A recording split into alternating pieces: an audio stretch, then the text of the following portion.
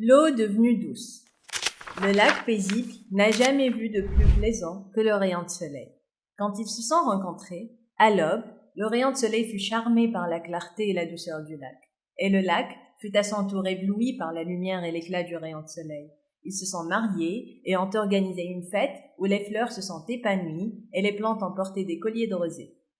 La nature s'était réjouie de cet heureux événement. Plus tard, eau est née. Et les nuages l'ont amoureusement offerte au lac parent. Celui-ci l'a embrassée et lui a appris comment être fluide et libre. Et lui a conseillé d'aimer tous les êtres sans discrimination. Ainsi, eau était heureuse d'être utile à tous ceux qui l'entouraient et d'être aimée de tous. Le lac lui a confié qu'elle était l'élément le plus important de la nature et que la vie ne pouvait exister sans elle. Le rayon de soleil lui a aussi à son tour affirmé qu'elle était indispensable aux humains, étant leur source de bonheur. Eau a alors décidé de devenir une véritable amie des humains, de jouer avec les enfants, de visiter les familles et de leur parler humblement. Elle prouverait ainsi qu'elle méritait leur amour et qu'elle ne les abandonnerait jamais et accomplirait parfaitement son rôle naturel. Le lac parent s'opposait à l'idée de son enfant et semblait inquiet et contrarié. Même les grenouilles qui chantaient sur les rives ont cessé de croasser, et un silence a envahi les lieux. O ne comprenait pas les raisons d'une telle attitude, et le parent n'a pas expliqué son opposition. Après insistance de son enfant, le lac a finalement accepté qu'O aille à la rencontre des humains. Quelques heures plus tard, O est revenue sans dire un mot. Elle était triste et ne voulait pas déranger son père lac avec ses problèmes.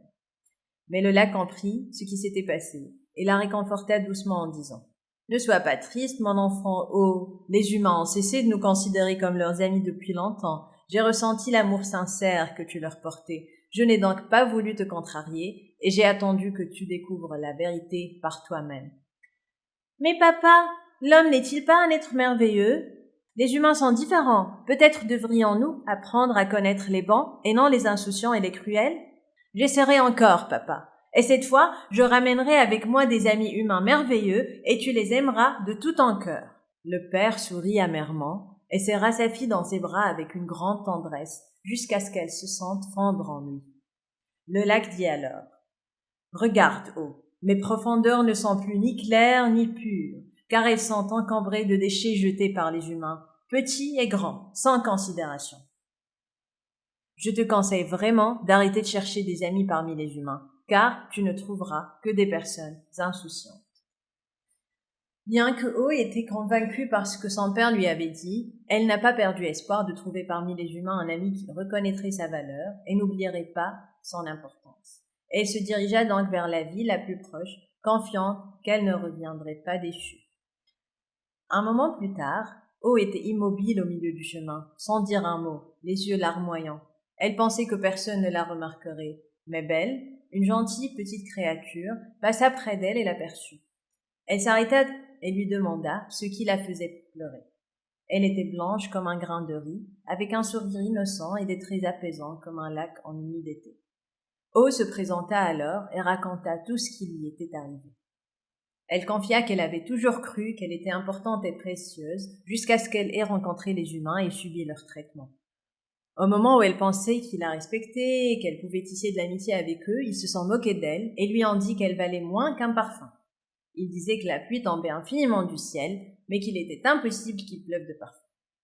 Bien qu'elle ait témoigné avec regret des profondeurs de son père, le lac pollué par les humains, elle était quand même revenue par amour pour les gens.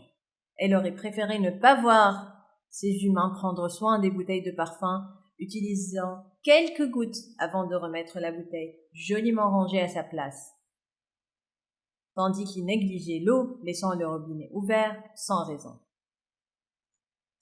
O confirma à Belle que l'eau était plus précieuse et plus importante, la soif ne pouvant être étanchée par les parfums, mais par l'eau douce. Elle expliqua les menaces de la sécheresse dans le monde entier, la Tunisie incluse, surtout que son climat se réchauffait de plus en plus. Par conséquent, gaspiller et polluer l'eau valait la trahison de la vie, car il n'y a pas de vie sans eau. Elle affirma qu'un jour, les humains se verraient fabriquer des bouteilles chères pour contenir les quelques gouttes d'eau qu'ils obtiendraient difficilement pour étancher leur soif. Ces gouttes deviendraient alors les plus précieuses sur terre. Les enfants des humains se sont moqués d'elle en disant que l'eau était partout et qu'il était facile d'obtenir, qu'elle était mise sur le marché dans des bouteilles en plastique. Ils ont aussi dit que les mers et les océans étaient plus vastes que les terres et qu'il était étrange de prétendre que l'eau pouvait devenir rare. S'il en était ainsi, elle serait plus chère que le jus, ce qui n'était pas le cas.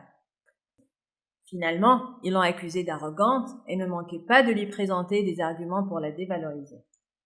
Belle écouta attentivement la plainte d'eau, et pour la première fois depuis leur rencontre, son doux sourire disparut. Elle se mit en colère, s'écriant « Comment un humain peut-il oser te dévaloriser? Ne sait-on pas que l'eau représente plus de 60% de notre poids corporel et plus de 75% de notre cerveau?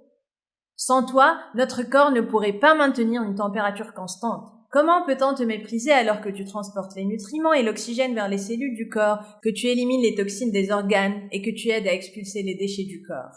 Notre vie dépend de toi. Tous les humains auraient dû t'accueillir chaleureusement et se réjouir que tu les aimes et cherches leur amitié. Il est regrettable que tu ne les aies pas arrêtés et que tu aies choisi de te retirer et de pleurer. Tu aurais dû les affronter et leur dire fièrement qui tu es vraiment. Oh était si belle et transparente et avait essayé par tous les moyens d'être aimée des humains et de confronter leur mépris, mais elle n'a pas réussi. Elle pensait que c'était à cause de sa différence, son père étant un lac et sa mère un rayon de soleil. Elle n'avait jamais pensé à se défendre et à s'affirmer jusqu'à ce qu'elle ait rencontré Belle. Bien que ses traits soient doux, elle était forte et avait une personnalité marquante. Elle accepta rapidement de revenir là où elle avait subi la maltraitance, et elle était heureuse d'avoir Belle à ses côtés. Celle-ci l'aida de toutes ses forces à se tenir de nouveau devant les enfants et à leur faire connaître sa valeur. Elle intervint aussi lorsqu'elle sentit sa gêne en disant « Si vous ne considérez pas l'eau précieuse et ne faites pas d'efforts pour garder sa transparence et pureté, la soif envahira cette terre et avant tout, elle attaquera vos petits corps, causant d'abord fatigue, faiblesse et perte d'appétit, puis évoluant en insomnie, vertige et évanouissement. Sachez que si vous ne prêtez pas attention à ce que vous faites, vous vous exposerez à de nombreuses maladies et des millions d'entre vous mourront de déshydratation. Alors, vous vous battrez pour obtenir les dernières gouttes d'eau qui seront plus chères que les pierres précieuses. » Les enfants ont écouté attentivement ce que Belle disait et n'ont pas compris au début qu'elle s'adressait à eux. Puis, quand ils ont réalisé qu'elle les avertissait et parlait de l'eau, ils se sont excusés de leur ignorance et ont promis de transmettre à tout le monde ce qu'ils avaient appris et d'apprécier eau et de reconnaître son importance. Ainsi, l'eau redevint douce et savoureuse car elle avait retrouvé l'amie qu'elle cherchait, à son écoute et prête à défendre ses droits, changeant ainsi l'attitude des humains à son égard. Oh était heureuse et se sentit reconnaissante à Belle qui a cru en elle et a renforcé sa confiance en elle. Elle lui demanda alors de devenir son amie. Elle accepta. Belle se retourna, prête à revenir chez elle, mais Oh, ayant l'habitude de prendre dans ses bras ses amis proches comme les nuages, la terre et les racines d'arbres, invita Belle à un câlin amical. Celle-ci hésita, mais, étant sensible à la pureté de son amie, elle finit par accepter de l'embrasser. À cet instant, O se rappela qu'elle n'avait pas demandé à Belle qui elle était. Celle-ci répondit doucement et commençait déjà à fondre. « Je suis un morceau de sucre. » Fin.